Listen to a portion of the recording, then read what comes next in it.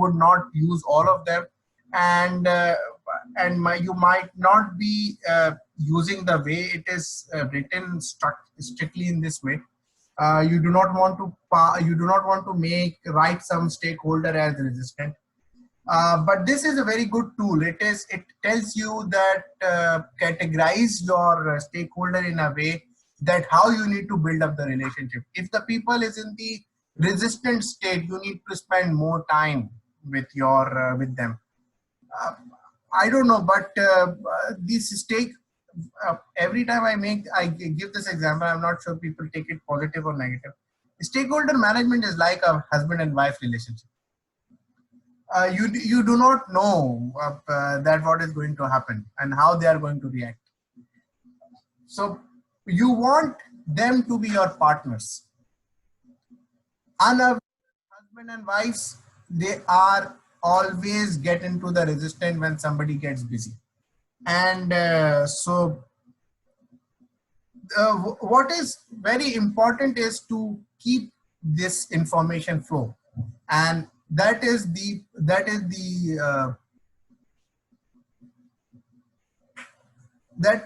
be the strategy, that your information flow should never stop between the parties, between the stakeholders.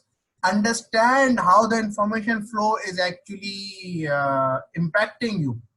So this is where we are looking at grouping the stakeholder based on their support with us, categorizing them like supportive, unsupportive. So we have stakeholder engagement matrix. Unaware of the people or the stakeholders who are unaware of the project and potential impact. Resistance are who are resisting to the change, and neutral are like, again, high power, low interest. I don't care who is what is going to happen. So all these rules are actually supporting each other. It is not like that you will be using one tool and another tool will give you another information. No. So neutral are those people who have high power and no interest. Supportive are those which are aware of the project potential impact, and they are supporting the change. Leading are the people who are high power and high interest. And if you go into the salience model, they are the positive attitude people who are willing to lead, who are willing to support you, who are understanding your situation. And I do believe, I mean, in terms of my stakeholders, I always give my CFO this thing that he is understanding my challenges. He's willing to help me. I mean, many a times I even escalate things to him, which I unofficially escalate things to him. Sir, please help me in this because I am not getting things done, because I do not, in an organization governance, I do not have the structure, I do not have the authority to say something officially to other departments manager. This is again the organization governance. I can request them, they will resist to me. They will say, Mudassar bhai, sorry, Mudassar bhai, apologies. I can still right now show you the email which has happened between me and other stakeholders. But that is on where I can actually show you, this is what happened just today, that how you keep the stakeholder engagement. It's sensitive and nicely done. In the evening, I wrote one email to one stakeholder, and it was a little kind of an escalation. Okay, so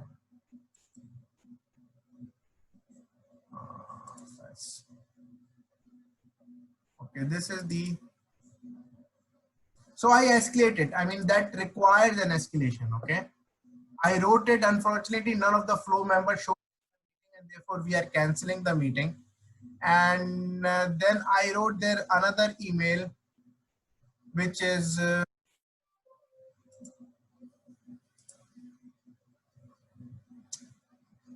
another email. And then he said, I'm sorry for it. And here I copied the top management. They were not there in the previous emails. So I know it is going to hit them. So unfortunately, this one, and then he said, sorry for inconvenience. Yesterday I explained. Then I made my point. The agreement was that to get into the email. I just wrote an email for them to give them a little bit of push up that, okay, fine, you are doing a good thing. Keep pushing to that person. So you need to do carrot and stick everywhere. It cannot be one size fit all. It cannot be penalizing every time.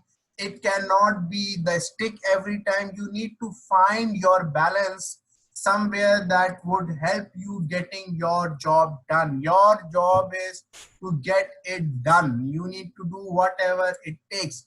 Responsibility at assignment matrix is the last thing on in our topic. It is to avoid confusion. How many times you have heard that something like didn't I tell you? You did not copy to me. You did not come to me. You know, I have been doing it for years and years, and you did not ask to me. So these are the things that you need to avoid, and that is where the RACI or RACI or responsibility assignment matrix comes in. It defines the responsibility in terms of people who are, in terms of, this is the chart, in terms of people who are responsible, the person who is going to do the work. There is a person whose neck is online, the person who ensured the work is done, the manager. My team is going to deliver the job. Yes, you have put the responsibility of Faiz or Fawaz, but I am the accountable. If I do not do it, if he doesn't do it, my neck will be online. Okay. So then there are two other things which is called, which is consulted. Consulted means it is not an official kind of a thing that I have to do it. You have not written an email to me. Why you did not took a sign? No, it is like a discussion on the coffee table.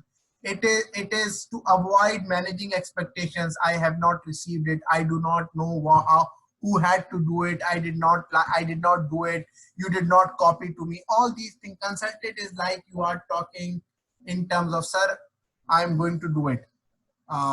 Please help me. Informed is like a CC. Informed is that you have just told them that what is going to happen. Informed is not consulted. Informed is for your management. Informed is your for the other department's director. Informed is the informed is like you have seen the facts which is said, please copy to these departments. So this is kind of information. Responsibility assignment matrix is a grid that shows the project resources assigned. Now here, if you see, it is done based on the role. Ideally, it should be done based on the name of the people. Mudassar, Sangeeta, Numan, Faiz, Miraj. You should be putting the name. Ideally, in the beginning of the project, it is the roles. So you know who is enjoying what kind of authority within a project, who is doing what kind of job and role in the project. But once you know the people, you should be having the right names here. That in this task or in this risk or in this process or in this activity, this specific X person will do the job. So this is, we conclude our today's session. Thank you for giving me an extra time to cover this topic. And tomorrow we have the last theory session, which is a data analysis.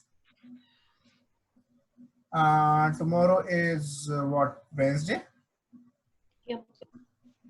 Yeah, so tomorrow is, yes. So we will have the last data analysis session. And then it is just, my thought came into my mind that instead of having a session on a Thursday, obviously we have Friday off, we will start from Saturday on quizzes and question and answer. And you people have 2 days to catch up everything.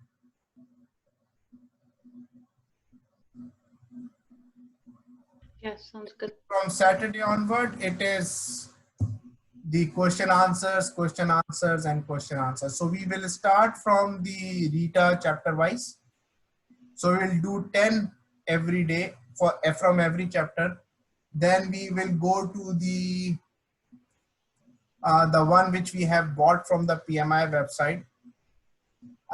Then I have some which I have bought over the period of time from Udemy. So I'm not sure what will be the speed now. In the last batch, we usually able to do 50 to 60 per session. Okay.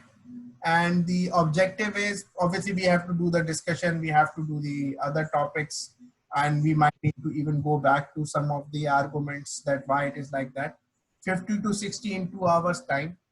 And then expectation is that you will complete that test before we come next day, and you will share your progress in the group. Okay. Okay.